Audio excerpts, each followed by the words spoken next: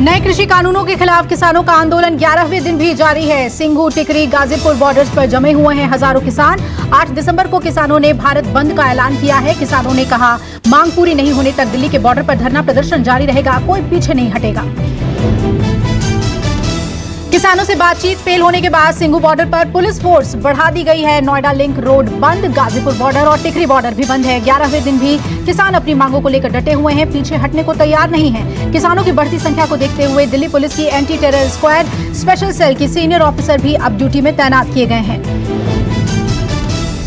गाजीपुर में UP Delhi border और Ghazipur border पर किसान जमे बैठे हैं। किसानों ने नेशनल हाईवे दिल्ली की तरफ जाने वाले रास्ते को पूरी तरीके से रोका हुआ है। उत्तराखंड, लखनऊ, मुरादाबाद, बरेली, रामपुर, हापुड़ के लोग इसी रास्ते से आते जाते हैं। किसान नेता राकेश टिकैत बोले, लाठी चले गोली चले पर आंदोलन जारी रहेगा। देखो, अपने सरकार को स्पष्ट कहा है, पूरे जो देश का किसान है उसका पूरा एक ही मसला है कि जो 3 बिल है, इन बिलों को आप वापसी ले लो, MSP पे कानून बना दो, और जो बातचीत होगी वो आगे की बातचीत होती रहेगी। तो मैंने अब इसी पे ही बात हो रही है। मतलब आपका ये है कि जब तक कानून खत्म नहीं होगा तब तक दिल्ली से छोड़ेंगे नहीं। 8 दिसंबर को होने वाले भारत बंद को लेकर कांग्रेस समर्थन में आई। कांग्रेस ने कहा, 8 दिसंबर को किसानों का बंद सफल होगा। पार्टी दफ्तरों पर कांग्रेस कार्यकर्ता प्रदर्शन करेंगे। किसान बिल किसान के खिलाफ है, सरकार को वापस लेना ही होगा। कल पंजाब कांग्रेस के नेता जंतर मंतर पर देंगे धरना। कांग्रेस पार्टी ने 8 दिसंबर को होने वाले भारत बंद का, जो किसानों के समर्थन में भारत बंद का आह्वान हुआ है, उसका पूरे तौर पे समर्थन कांग्रेस पार्टी का है। केंद्रीय कृषि राज्य मंत्री कैलाश चौधरी ने कांग्रेस पर तीखा प्रहार किया। कहा, किसानों का भला नहीं चाहती है कांग्रेस, विपक्ष किसानों को भड़का रहा है। कैलाश चौधरी बोले, किसानों को समझना चाहिए कि कैसे इस मुद्दे का राजनीतिकरण किया जा रहा है और उन्हें राजनीतिक फायदे के लिए इस्तेमाल किया जा रहा है। लेकिन अब मुझे जो लगता है कि किसान के हित का इतना बिल है, लेकिन इसके बावजूद इसके अंदर कांग्रेस की सरकार और जो विपक्ष है वो इनको भड़काने का काम कर रहे हैं। और आज देश के किसान हैं वो नरेंद्र मोदी जी की इन योजनाओं के ऊपर सहमत है, लेकिन कुछ राजनीतिक लोग इसके अंदर आग में घी झोंकने का काम कर रहे हैं। किसान है, हमें कोई नहीं तोड़ सकता। और एक हरियाणवी होने के नाते जहाँ मैंने पंजाब में ट्रेनिंग की है, अपना रोटी खाई है, वहाँ का पानी पिया है, तो भैया बहुत उपकार है पंजाब का मेरे ऊपर। तो उपकार को मैं कभी उतार तो सकता नहीं, लेकिन जो खेल का सबसे बड़ा सम्मान है राजीव गांधी खेल पुरस्कार, तो मेरे सभी कोच और सभी सीनियर जो मेरे साथ खड़े हैं, उनके साथ मैं भी सरकार से अपील करता हूँ कि काले कानून वापस लिए जाए, नहीं तो भैया ये लोग अपने अवार्ड अब तो वैसे ही खुश है। सरकार के साथ 5वें दौर की बातचीत भी बेनतीजा रही। किसानों ने मीटिंग में साफ कहा, सरकार बिल पर हाँ और ना में जवाब दे। कृषि कानून को रद्द करने की मांग पर अड़े रहे किसान। एक बार फिर 9 दिसंबर को 6ठे दौर की बातचीत होगी। 3 केंद्रीय मंत्रियों और वरिष्ठ अधिकारियों के साथ 4 घंटे से अधिक देर तक किसानों से बातचीत हुई, पर किसान बिल वापस लेने पर ही अड़े रहे। कांग्रेस नेता नवजोत सिंह सिद्धू ने किसानों के समर्थन में ट्वीट किया। कहा, किसानों की गर्जना पूरी दुनिया ने सुनी है। आज भारत का सही बहुसंख्यक अपनी ताकत दिखा रहा है। किसान आंदोलन अनेकता में एकता की रचना कर रही है। ये असहमति की चिंगारी है जो एक आंदोलन में पूरे देश को एक कर देगी। किसानों की ये हुंकार पूरी दुनिया में सुनाई दे रही है। किसानों के मुद्दे पर सरकार के खिलाफ क्षेत्रीय पार्टियों ने लामबंदी शुरू कर दी है। अकाली दल के नेता प्रेम सिंह चंदूमाजरा उद्धव ठाकरे से मुलाकात करने पहुंचे। अकाली दल के उद्धव ठाकरे से किसानों के मुद्दे पर समर्थन मांगा। 2 हफ्ते बाद दिल्ली में प्रकाश सिंह बादल के नेतृत्व में सभी क्षेत्रीय पार्टियों ने एक बैठक का आयोजन किया है, जिसमें उद्धव ठाकरे भी शामिल होंगे। श्रोमणी अकाली दल की ओर से पहले हम सारे देश भर में ऐसी पार्टियां जो हैं जो किसानों की बात को ठीक समझती हैं, इन सब बातों को लेकर हमने बातचीत की है और माननीय उद्धव ठाकरे जी ने ये विश्वास दिलाया है कि श्रोमणी अकाली दल जो सोच रहा है उसके साथ हम खड़े हैं। किसानों के संघर्ष की पूरी मदद की जाए। कृषि कानूनों पर भारत बंद के समर्थन में टीआरएस भी आगे आई। टीआरएस ने घोषणा किया है कि 8 दिसंबर को होने वाले भारत बंद को टीआरएस पार्टी पूरी तरीके से समर्थन देगी। तेलंगाना सीएम के चंद्रशेखर राव ने कहा, टीआरएस पार्टी के कार्यकर्ता इस बंद में खुलकर हिस्सा लेंगे। केसीआर बोले, जब तक कानून वापस नहीं होगा लड़ाई जारी रहेगी। किसानों के आंदोलन को लेकर आम लोग भी किसानों के समर्थन में आए। पंजाब के खन्ना में फ्री में डीजल डाला जा रहा है तो कपूरथला में किसानों के लिए शुद्ध देसी घी से लड्डू बनाए जा रहे हैं। ट्रक से ये लड्डू किसानों तक पहुंचाए जा रहे हैं ताकि किसान स्वस्थ रहें। ठंड में बैठे किसानों के लिए गर्म कपड़े भी भेजे जा रहे हैं तो कुछ युवा टी शर्ट पहनकर समर्थन के लिए पहुंचे। युवाओं ने टी शर्ट पर लिखा, हम आतंकी नहीं हैं, किसान हैं। किसानों का आंदोलन अब अपना असर हर तरफ दिखा रहा है। विदेशों में भी इसका असर दिख रहा है। ब्रिटेन, कनाडा के बाद अमेरिका में भी किसानों के हक के लिए आवाजें उठी। सैन फ्रांसिस्को में किसानों के हक में ब्रिज के ऊपर भारतीय प्रदर्शन करने पहुंचे और दर्जनों गाड़ियों के साथ किसानों के समर्थन में आवाज उठाई। भारतीयों ने हाथ में पोस्टर बैनर लेकर प्रदर्शन किया।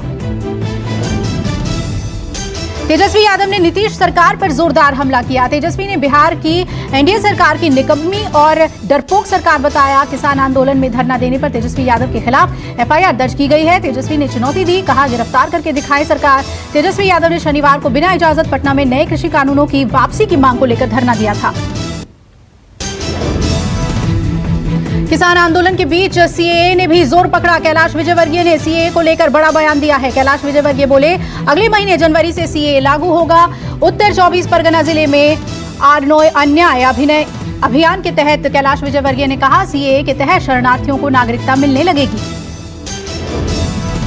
ये बिल के खिलाफ ममता जी सहित जितने भी राजनीतिक दल के लोग हैं वो सुप्रीम कोर्ट में गए हुए हैं। सुप्रीम कोर्ट में सुनवाई होने के बाद मोस्ट प्रोबेबली जनवरी से सारे लोगों को जो शरणार्थी हैं उनको नागरिकता देने का काम भारतीय जनता पार्टी की सरकार करेगी। बंगाल चुनाव को लेकर बीजेपी ने दीदी के खिलाफ घेराबंदी तेज की। गिरिराज सिंह ने ममता बनर्जी पर करारा वार करते हुए ट्वीट किया, कहा बाबरी ढांचे की तरह टीएमसी का भी ढांचा ढह जाएगा। ममता जी देश की नीतियों के खिलाफ, ममता के नेता उनके नीतियों के खिलाफ। दीदी के घर में जबरदस्त भगदड़ मची है। बंगाल में भी राम राज आने वाला है। बाबरी मस्जिद विध्वंस की बरसी पर असदुद्दीन ओवैसी ने ट्वीट किया, कहा आने वाली पीढ़ियों को याद दिलाएं और उन्हें सिखाएं कि 400 सालों तक अयोध्या में बाबरी मस्जिद खड़ी थी। हमारे पूर्वज मस्जिद के हॉल में इबादत करते थे और इसके आंगन में रोजा तोड़ते थे। ना इंसाफी को कभी न भूलें। हैदराबाद जीत से बीजेपी जोश में है। बीजेपी 2023 विधानसभा चुनाव का प्लान बनाने में जुटी है। ओवैसी ने बीजेपी पर वार किया, कहा दूर के ढोल सुहावने। हैदराबाद एक कॉस्मोपॉलिटन सिटी है, यहाँ हिंदू मुस्लिम का नेगेटिव कैंपेन हमेशा काम नहीं करेगा। हम 44 हैदराबाद में म्युनिसिपल वार्ड्स हैं, 34 हम लड़े, 33 हम जीते, 5 साल पहले भी जीते थे।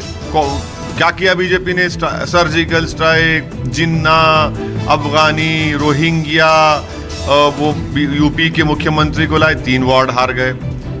अमित शाह को गृह मंत्री को लेकर आए, वो आपका घासी बाजार हार गए। हैदराबाद नगर निगम के परिणाम को लेकर कांग्रेस नेता तारिक अनवर ने बीजेपी पर तंज कसा, कहा नतीजे त्रिशंकु आए हैं। बेहतर होगा कि ओवैसी की एआईएमआईएम और बीजेपी मिलकर निगम बनाए, क्योंकि दोनों वैचारिक रूप से एक ही हैं। जब कश्मीर में महबूबा मुफ्ती के साथ बीजेपी सरकार बना सकती है तो एआईएमआईएम के साथ क्या परेशानी। जम्मू कश्मीर में आतंकी हमला हुआ है। आतंकियों के श्रीनगर स्थित हवाल के साजगरीपुरा में पुलिस और सीआरपीएफ के एक संयुक्त दल पर हमला बोल दिया और इस घटना में एक जवान और एक नागरिक घायल हुए हैं। पूरे इलाके की घेराबंदी कर दी गई है। सुरक्षा बल आतंकियों की तलाश में जुटे हुए हैं। कोरोना वैक्सीन को लेकर गुड न्यूज आई है। भारत में फाइजर वैक्सीन के इमरजेंसी इस्तेमाल करने के लिए इजाजत मांगी गई है। ब्रिटेन और बहरीन में फाइजर टीका लगाने की मंजूरी मिल चुकी है और अब भारत में आपातकालीन स्थिति में टीका देने की इजाजत मांगी गई है। डीजीसीआई के पास वैक्सीन इस्तेमाल करने को लेकर आवेदन किया गया है। कोवैक्सीन के टीके के बाद भी संक्रमित हुए अनिल विज ने ट्वीट किया, कहा डॉक्टरों ने 2 डोज के बाद ही एंटीबॉडी बनाने के लिए बताया था। मैंने एक ही डोज ली थी इसलिए संक्रमित हो गया। अनिल विज ने करीब 15 दिन पहले कोरोना वैक्सीन के ट्रायल के दौरान वॉलंटियर के तौर पर टीका लिया था और कल खबर आई कि अनिल विज कोरोना संक्रमित हो गए हैं। देश में कोरोना की रफ्तार थोड़ी कमजोर पड़ी। 24 घंटे में 36,000 कोरोना मरीज सामने आए। 482 लोगों की मौत हुई।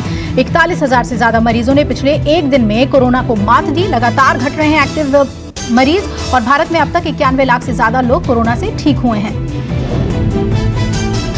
दिल्ली में कोरोना से थोड़े हालात अब सुधरते हुए दिख रहे हैं। लगातार तीसरे दिन कोरोना संक्रमण दर 5% से नीचे रहा। पिछले 24 घंटे में दिल्ली में 3,419 नए मामले सामने आए। 77 लोगों की मौत हुई। पिछले 24 घंटे में कोरोना से 4,916 मरीज ठीक हो गए हैं। दिल्ली में रिकवरी रेट 94% के करीब है। दिल्ली में वैक्सीन को लेकर एक्शन में है सरकार। वैक्सीन के लिए हेल्थ वर्कर्स का एनरोलमेंट हुआ। पहले चरण में 2 लाख से ज्यादा स्वास्थ्य कर्मियों को टीका लगेगा। दिल्ली में 1800 से ज्यादा अस्पताल, नर्सिंग होम, क्लिनिक्स ने हेल्थ वर्कर्स की जानकारी दी है। दिल्ली सरकार ने हेल्थ वर्कर्स की ऑनलाइन डिटेल्स मांगी थी। पूर्व केंद्रीय मंत्री और अकाली नेता हरसिमरत कौर बादल की तबीयत में सुधार हुआ। चंडीगढ़ पीजीआई से छुट्टी मिली। हरसिमरत कौर को ऑक्सीजन में कमी और सांस लेने में दिक्कत आने के बाद अस्पताल में भर्ती कराया गया था।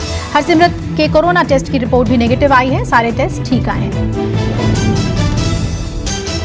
यूपी में फिल्म सिटी के निर्माण को लेकर फिल्म निर्माता प्रकाश झा यूपी के सीएम योगी आदित्यनाथ से मिले। दोनों की मुलाकात सीएम आवास पर हुई। बताया जा रहा है कि यूपी में फिल्म सिटी के ऐलान के बाद प्रकाश झा योगी से खासा प्रभावित हैं। इससे पहले सीएम योगी फिल्म सिटी को लेकर अक्षय कुमार और कैलाश खेर से मिल चुके हैं। यूपी के गाजीपुर में माफिया मुख्तार अंसारी के करीबी पर चला बुलडोजर। आज सुबह प्रशासन ने मुख्तार के करीबी गणेश दत्त मिश्र के 6 मंजिला अवैध बिल्डिंग को ध्वस्त कर दिया। जिस समय इस बिल्डिंग को गिराया जा रहा था उस समय मौके पर भारी संख्या में पुलिस फोर्स मौजूद थी।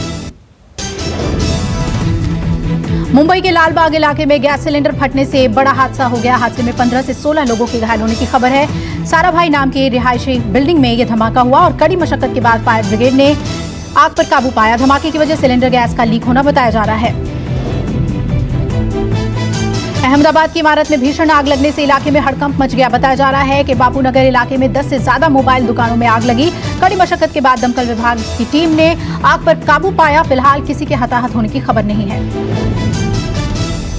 एक बार फिर आज पेट्रोल डीजल के दाम में इजाफा देखने को मिला है। पेट्रोल के दाम 28 पैसे और डीजल में 29 पैसे की बढ़ोतरी देखी गई। बता दें कि 20 नवंबर से लेकर अब तक 12 बार दाम में बढ़ोतरी हो चुकी है। नए साल से अब कॉन्टैक्टलेस डेबिट क्रेडिट कार्ड और यूपीआई से बिना पिन के ही एक बार में 5,000 रुपए तक का पेमेंट कर सकते हैं। अभी तक की लिमिट 2,000 रुपए की है। फिलहाल ये नया नियम 1 जनवरी से लागू होगा। आरबीआई ने डिजिटल भुगतान को बढ़ावा देने के लिए बेहद अहम कदम उठाया है। यानी अब 14 दिसंबर से आरटीजीएस सुविधा सप्ताह के 7 दिन और 24 घंटे काम करेगी। वहीं लेन देन की सीमा को बढ़ाकर 5,000 रुपए कर दिया गया है। अमेरिका के नए राष्ट्रपति जो बाइडेन के प्रेसिडेंशियल इनॉग्रेशन का कार्यक्रम वर्चुअल तरीके से ही होगा। कोरोना के चलते कार्यक्रम को वर्चुअल तरीके से करने की तैयारी है। 20 जनवरी बाइडेन सरकार की ताजपोशी की जाएगी। चीन के कोयला खान में 18 मजदूरों की मौत हो गई। मौत की वजह कार्बन मोनोक्साइड के स्तर का बढ़ना बताया जा रहा है। सरकारी एजेंसी शिन्हुआ के मुताबिक हादसा उस समय हुआ जब मजदूर गड्ढे में उपकरणों को नष्ट कर रहे थे। उसी दौरान 24 मजदूर खदान में फंस गए। फिलहाल राहत और बचाव कार्य जारी है।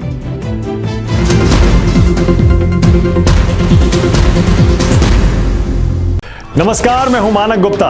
अगर आपको हमारा ये वीडियो पसंद आया हो तो इसे लाइक और शेयर जरूर करें और हाँ, हमें सब्सक्राइब और फॉलो करना ना भूलें ताकि आप देश और दुनिया की कोई खबर मिस ना करें। तो जुड़े रहिए हमारे साथ और देखते रहिए News 24।